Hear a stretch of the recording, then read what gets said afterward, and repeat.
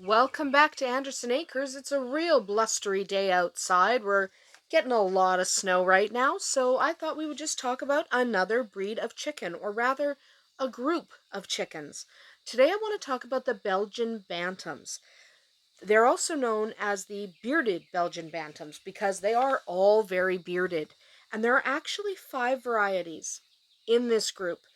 Now, depending on where you are and who regulates chicken shows in your area, they might either be considered all one breed, just the Belgian Bantams, or each of the 5 may be its own specific breed.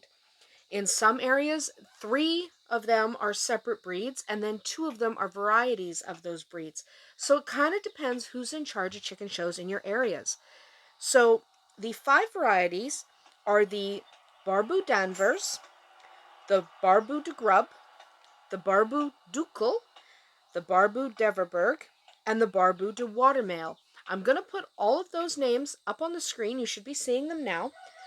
And you'll notice I put a very specific spelling. Spellings and pronunciations will vary a little bit depending on what area you're from and even who you're dealing with. Different breeders will pronounce or even spell them slightly different.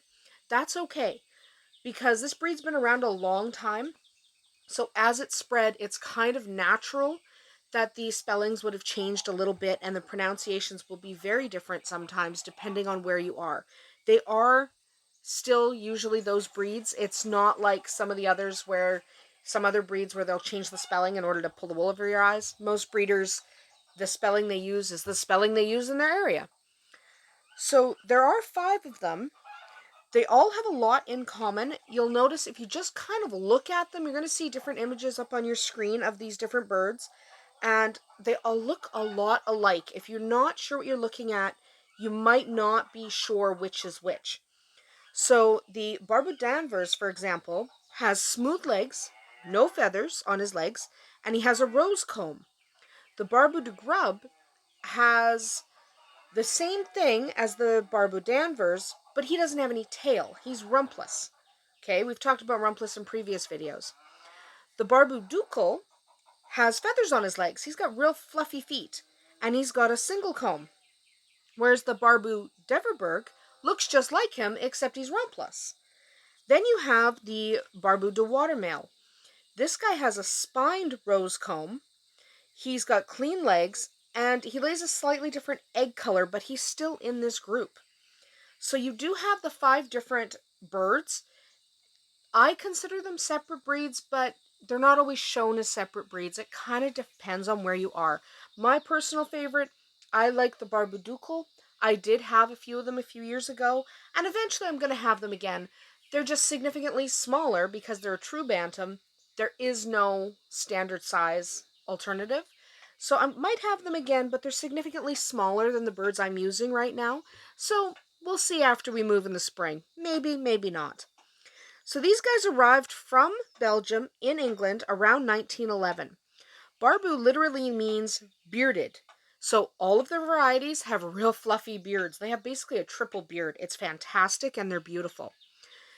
Each breed is named after the region in Belgium that they were bred from. And they lay about 200 to 250 tinted eggs per year, so they're not quite white. They're an off-white or even a light brown. But the Barbu de Watermael lays less. He only lays about 100 eggs a year, and his eggs tend to be much whiter.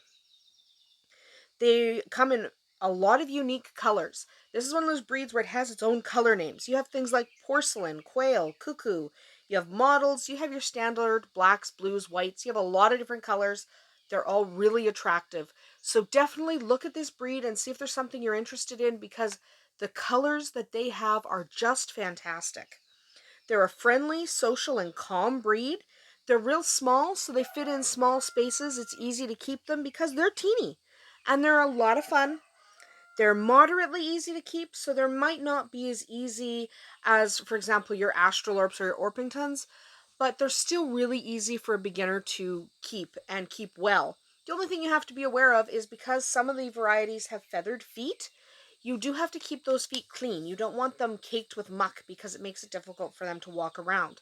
But other than that, they lay decently, except the Barbu de Watermael. He doesn't lay great, but the rest of them do. So decent layers, they're fun birds, they're friendly, they're really cute, they're so teeny, and they're a lot of fun. So I definitely recommend these for both the beginner and experienced chicken keeper.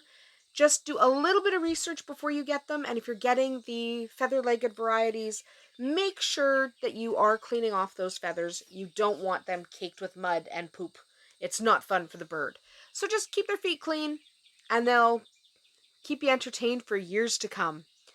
That's about it for us here today at Andersen Acres. We'll see you tomorrow.